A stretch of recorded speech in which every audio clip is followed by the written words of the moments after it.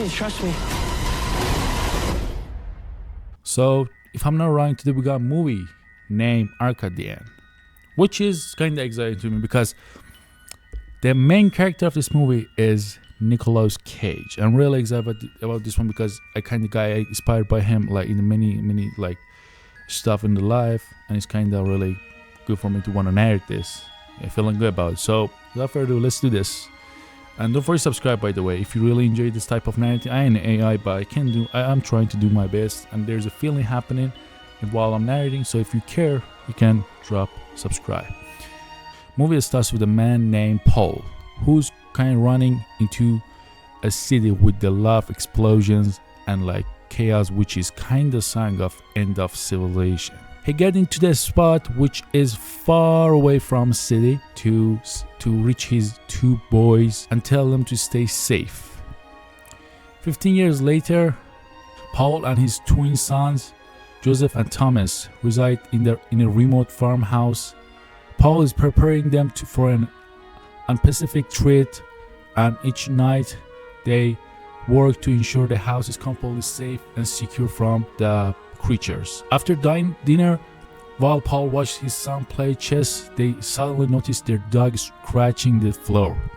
Alerting them something is wrong. Thomas quickly goes downstairs to investigate when suddenly a loud banging on the door stalls him. Paul springs into action, attempting to prevent whoever or whatever is outside from breaking door, with Thomas assisting him. Once the banging kisses, they return upstairs where Joseph shares his observation from while they were downstairs. He explains that the creature shook the door 3 times.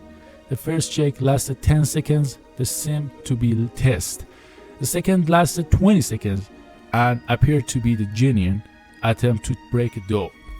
The next day, Paul approached, looking at the nearby car, and asked Joseph if he would like to show him what he has been working on. Joseph explains that he can't get it to start, but once it does, he believes it will be significant help with their work around the farm. To which Joseph responds that he doesn't want to hide from them anymore. Paul checks the car and manages to start it. And when Joseph asks what he did, Paul explains that he just swapped the relays. Following their successful start of the car, Paul takes Joseph outside and teaches them how to drive. Upon their return home, Paul informs Joseph that he needs him and his brother to go down the river and salvage material because the window covers need refurbishment. During their journey to the river, Thomas expresses frustration to Joseph, blaming him for feeling stuck.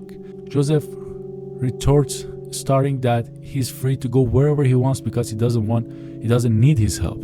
Thomas then asks Joseph to stop the car, and as he exits, he informs Joseph that he'll meet him at the same spot before sunset. Well, I mean, anything except this, I wouldn't like say like that's the movie. The movie is about to get like any worse than like it is, like just the end of the war, and like your brothers try to be like a, like some stupid maniac and say like, I'll go, you can do whatever you want, I'll be back. And that's the start of the basically whatever wants to happen, whatever bad wants to happen in the movie. Thomas then reaches the Rose farm, and here we learn that Thomas secretly has a crush on Charlotte, Mr. and Mrs. Rose's daughter. On the other hand, while collecting supplies from an old wrecked ship, Joseph senses something strange. Suddenly he is straddled by Croc, and soon after, fish begin to swarm around him, involving him. As sunset approaches, Paul grows concerned upon realizing his children have not yet returned home. Meanwhile, Joseph managed to exit the ship only to find his car and refusing to start. But after a few attempts, he eventually gets the car running. Thomas, on the other hand, races recklessly to make it home on time, but he stumbles and falls into a cliff. When Joseph arrives home, he informs Paul about Thomas's plan to visit the Rose farm and his promise to return before sunset, but he hasn't shown up. Paul tells him he will be back with his brother in the morning, and meantime he tasks Joseph with the securing the house. Meanwhile, Thomas regains consciousness and finds himself in a cave. And as he looks around, he encounters a creature lurking in the dark. You see, I said that. Like this literally, what will happen if you just want to like mess around, you know? On the other hand, Joseph senses a presence outside the house, adding the tension of the situation here. Thomas takes out the knife for his safety and he attempts to flee. The creature attacks him. However, just in time, Paul arrives and helps him to pulling the creature off, ultimately killing it. Afterwards, Paul enters the cave and reaches the Thomas, who explains that he slept while running. Paul suggests that stay put until dawn.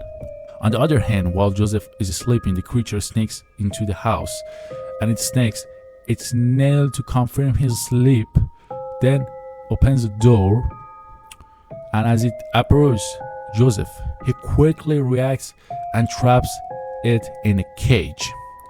This little guy is kinda, smart, because he does this thing, he knows what he's doing. On the other hand, the older brother, he's like probably such a mess.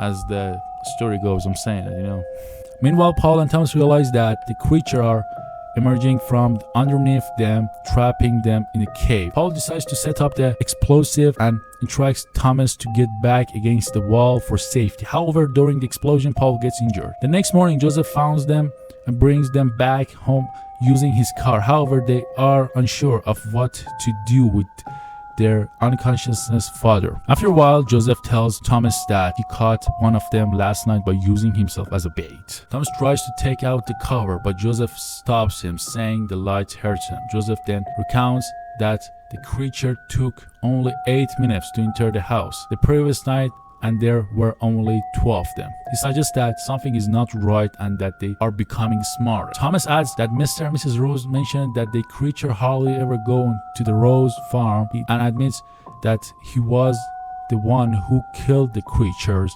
in the cave and believes he could do the same to the one which is currently in the cage. They both start talking behind cage and saying like, you shouldn't do that. The old brother say you shouldn't do that, but young brother say you gotta do it.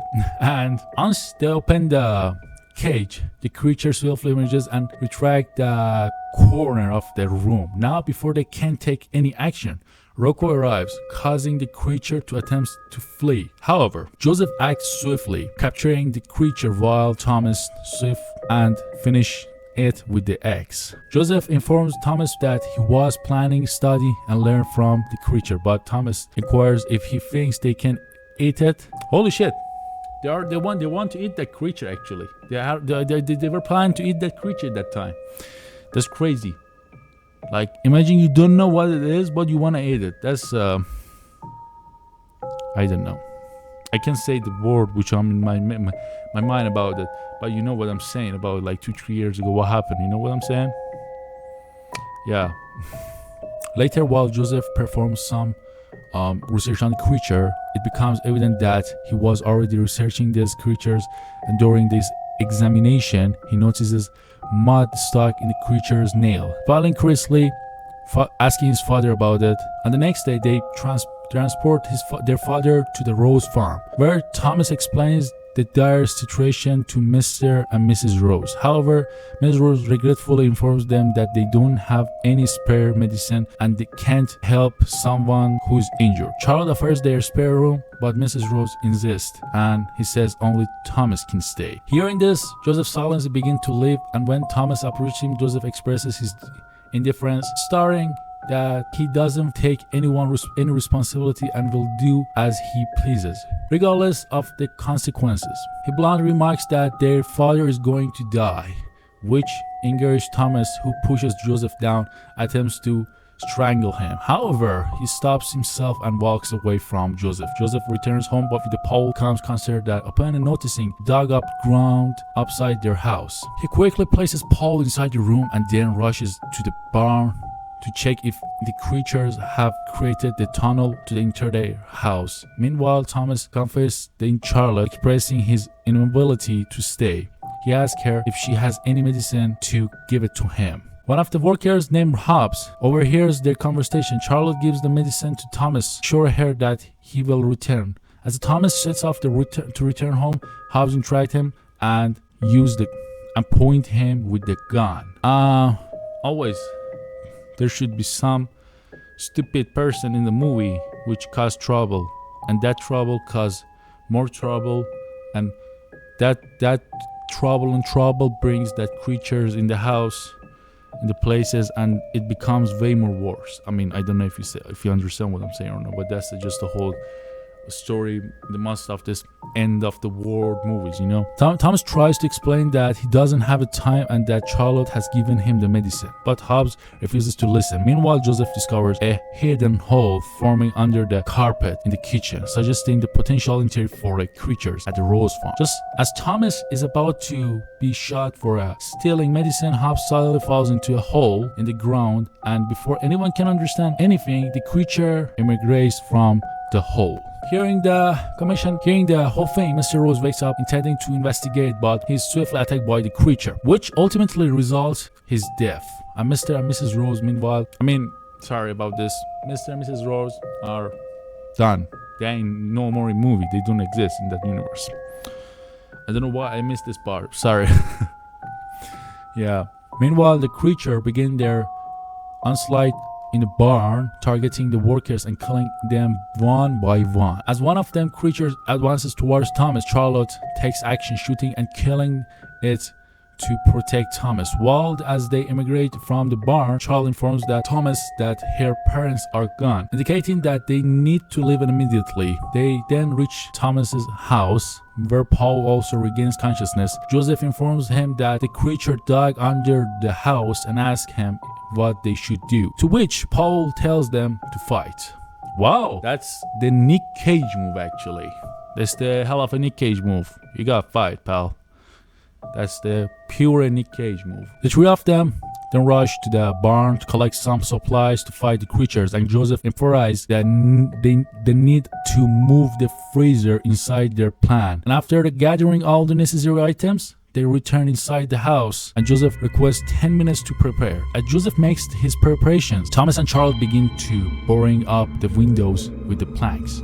However, Thomas soon realizes that the creature are attempting to enter the house. Both of them hide outside the window, waiting for a creature to emerge. As soon as the creature exits through the window, Thomas launches an attack, but the creature proves to be too strong. However, Thomas ultimately manages to kill it, and Charlotte shoots and unalives another. They reunite with Joseph, who reveals his plan to lure the creature into the house while they are moving the freezer to the Paul's room. Paul emerges from the room. He takes the gun from the Charlotte and shoots the floor, waking it. As Thomas and Joseph carry the freezer into the room, Joseph informs Paul that he has set the trap and they are running out of time. As the creatures advance towards Paul, they fall through the weakened floor. One of them manages to reach the Paul. Thomas and Joseph immediately come out to help their dad, and witnessing his son fighting to protect him, Paul sees that his 15 years of training have paid off, and in a moment realizing that demonstration, he decides to sacrifice himself. Nick Cage move, pal. That's the Nick Cage move again. So as I said, he decides to sacrifice himself to save his children. As Paul moves forward, memories to purchase this moment with his sons flood his mind, and meanwhile, the terrier takes refuge inside and the freezer as the creature emerges. Massive explosion occur, resulting Paul's demise along with the many of creatures. However, due to being inside the freezer, the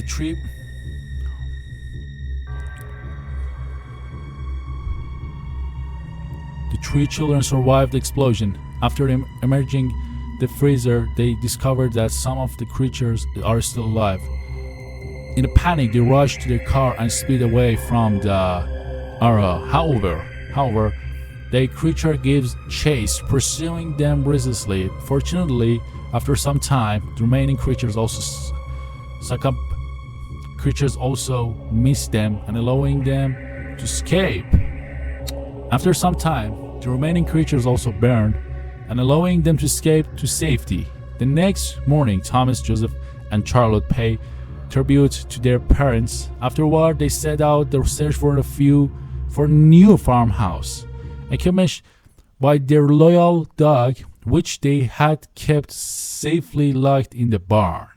Wow, that was a hell of a story, actually. I ain't gonna lie, I liked it. I'm gonna watch it for sure. But the thing is, it was kind of hard to narrate this one. There was lots of details in it. I'm sorry if you see any mistake which is kind of maybe bothering you. I'm sorry, I'm trying to do my best. But that was it today. I hope you like this video. If you want me to go into some movie narrated, just comment below. If you like this video, just drop a like. It really helps me. And more important, if you care about this community to grow the way which is an AI, I'm just that guy who's trying to narrate the whole thing. And if you like it, you can just subscribe me and wait for the next video. Thanks for watching. See you next time.